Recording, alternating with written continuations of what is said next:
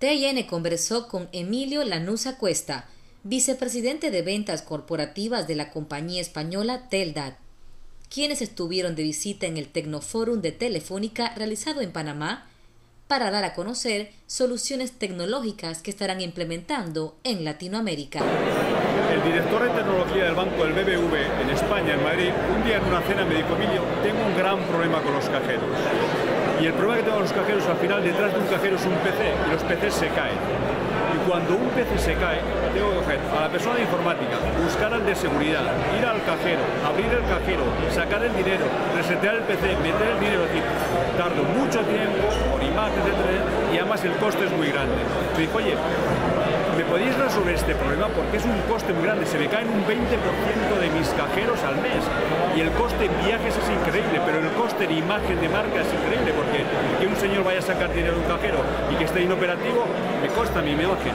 Y desarrollamos una solución que se llama módulo de telecontrol, que es un dispositivo muy simple, es un dispositivo que se conecta al puerto de consola del router y luego el cajero, en vez de ir a la alimentación directamente, se conectamos a lo que es el módulo de telecontrol.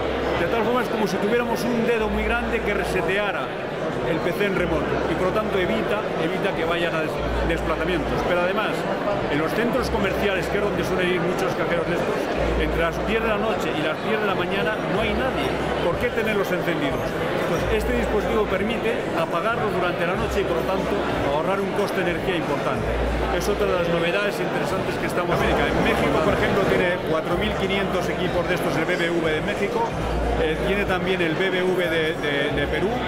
Estamos trabajando ahora con el Banco Santander también en México, es decir, estamos lanzando precisamente esta solución dentro de Latinoamérica como consecuencia de que Telefónica ha elegido a Teldat como uno de los fabricantes para sus proyectos de Internet Working en Latinoamérica. Y por lo tanto, a partir de ahora, esta es la primera vez que nos presentamos en el Tecnoforum y estamos muy agradecidos, lógicamente, a Telefónica de dar a conocer nuestra marca como empresa más importante de equipos de comunicación fabricante de Europa y por nuestras soluciones.